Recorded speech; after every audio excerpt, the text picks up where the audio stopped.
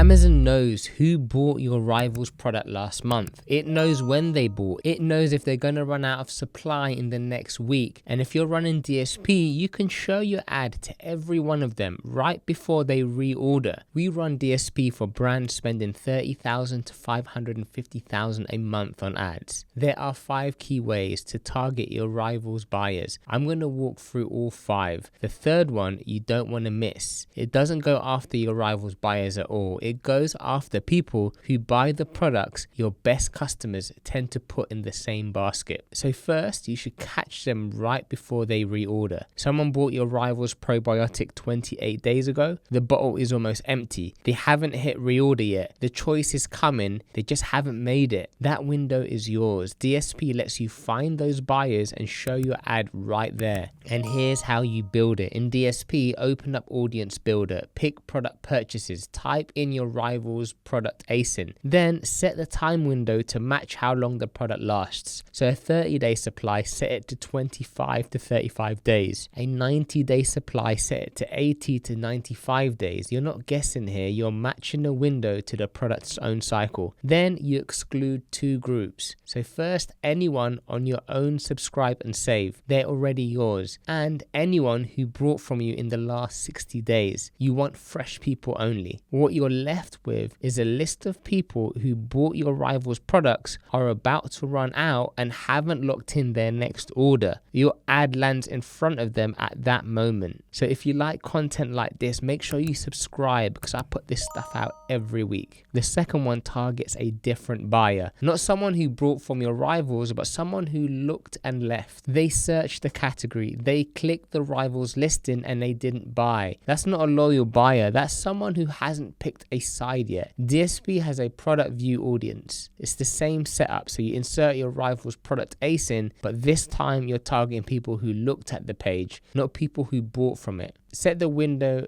at 14 to 30 days. Past 30 days, the signal fades. They've either bought or moved on. So the ad here needs to be sharp, not a brand message, a reason. So better reviews, more servings per dollar, faster shipping, a stronger dose. They were already comparing when they left. Give them one clear reason to pick you. Third, targeting complementary products. Think about what sits next to your product on a buyer's shelf. If you sell a probiotic, a lot of your buyers also take vitamin D or magnesium or greens powder. Those people aren't searching for a probiotic right now, but they buy in your space. They spend every month on their health. DSP lets you target people who buy or subscribe to those linked products. You're not going after a rival head on, you're going after people who already act like your best buyers one aisle over. Now here's why this works. Someone who's been on a magnesium subscription for 6 months is a proven buyer. They're in the habit. They know what a good product looks like. They spend on their health without thinking about it. That's a warmer audience than someone who searched for a probiotic once and bounced. So build the audience the same way as the last one. Product purchases or subscribe and save, but use a complementary ASIN, not a direct rivals. So 60 to 90 day window works best. Make sure you also exclude your own buyers and subscribers. The fourth one starts with what you already have, your best customers, the ones who bought, stayed on subscription, and kept paying. They share a pattern.